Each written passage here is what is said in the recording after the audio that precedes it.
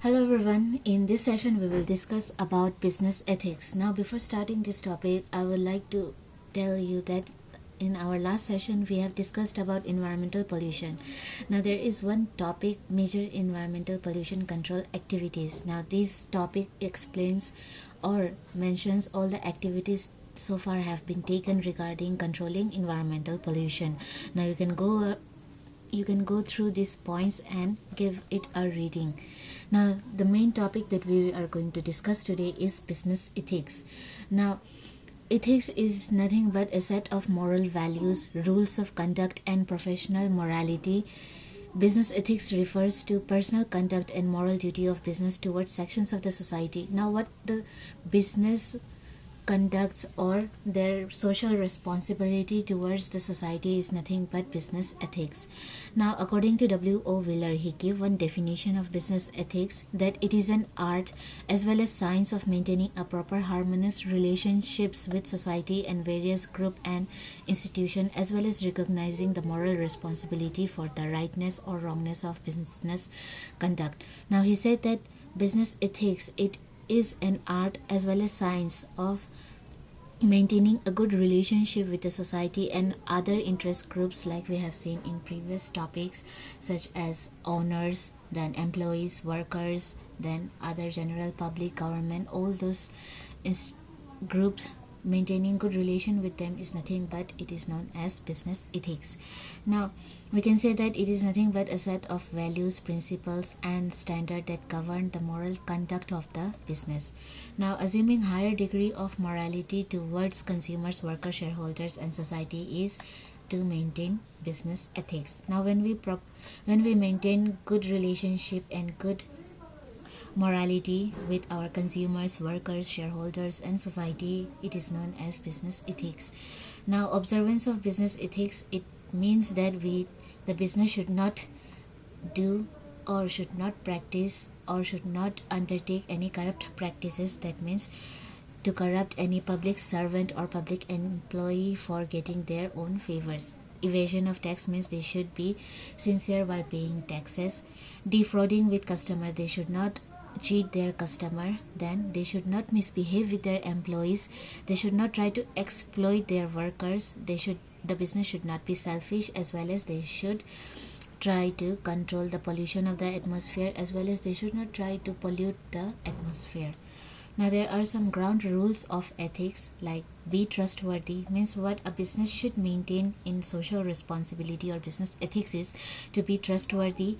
They should know how to have respect for others. They should own their responsibilities. They should be fair and true in their dealings. They should be caring towards well-being of others, means they should undertake any activities which may lead to the well-being of others. Then they should try to prove as a good citizen.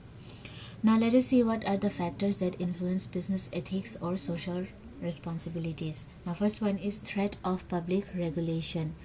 Now businessmen usually adopt unethical practices to get richer, to earn more profit. What the businessmen they do is that they try to use unethical practices. They try to cheat their customer. They try to do fraud against their customer. So because of that reason, government they had made different legislation to check this kind of malpractices. Now some of those legislations are Essential Commodities Act 1955, Prevention of Food Adulteration Act 1976, Drugs and Cosmetics Act 1946, then Prevention of Black Marketing and Maintenance of Supplies of Essential Commodities Act, and etc. etc. There are some rules and regulation made by the government, so business they have to follow those legislations or laws made by the government. The next is personal values. Every business, just like us as an individual, we have personal values. In the similar manner, business also they have their own personal values. So by the individual's thinking, ideology, beliefs, and values, an honest businessman must keep its personal interest. That means a true businessman, what he should do is that he should keep the interest of society superior to his own personal interest. He should think about the society first and then of his personal interest. Then third is industry norms. There is specific code of conduct for different classes of business. An individual working in the enterprise has to observe the code of conduct of the enterprise and norms established by the industry. Now, every industry, like manufacturing industry, they have their own rules, and or you can say their own code of conduct. So any individual business, what they have to do is that they have to follow those industrial norms created by the industry. Then, fourth is professionalization or business education. Managers professionally qualified have higher degree of ethical values and sense of social commitment, whereas family members do not care much for business ethics. Means those business managers or professionals who undergo those special professional courses, they will have more social, or they will have higher degree of ethical values as compared to the normal businessman, or you can say that small businessman. So there should be professionalization or business education among the managers or high level management of a business. Then the last one is social values. Morality, behavior, beliefs emerge from social values. As an individual or different people, they have their own social values. So businesses also, they should have their own social values which they have to exercise and they have to follow in order to run their business in the society. Now, the last topic that we are going to discuss today is elements of business ethics. Means what are the basic elements that a business must follow. The first one is top management commitment. Means this, all the decisions regarding business ethics or social responsibility, they are taken at the top management. They are the one who take decisions, they initiate actions, and they lead the organization towards business ethics. Because of them only the business follows these business ethics. The CEO and higher level managers, they are the one who should try to make sustained efforts towards honoring their social commitments. Then next is publication of a code. After taking those decisions, what they have to do is that they have to publish those code of conduct to the employees of the organization. Means they should develop a code containing the definite ethical program. Means what kind of ethics each and every employee of the business organization are supposed to follow. It may be regarding honesty, abiding by law, product quality, safety, health care, refreshing working condition, and fair business practices. So all these things should be explained in that code of conduct. Then next one is establishment of compliance mechanism. The suitable mechanism should be developed to comply with the ethical standard of the enterprise. Means there should be proper method to follow those code of conduct published earlier or set up earlier. This mechanism should be regarding paying attention to values of ethics in the recruitment, training, auditing, and reporting. Means this kind of ethics they can follow while recruiting or appointing new employees in the organization, while they're training, while auditing and reporting their financial reports. Then the next is involving employees at all levels. The involvement of all the employees in the ethical program is must. Employees' representative must be taken into confidence while framing documents on ethics. It should be noted that employees' participation in ethical activities is essential. Means when the management or when the business, they try to involve all the employees in decision making as well as implementing those decisions, what employees feel is that they are also taken seriously in their organization, which will ultimately lead to proper coordination among themselves. So it is important for a business organization to involve their employees while making those ethical decisions or code of conduct as well.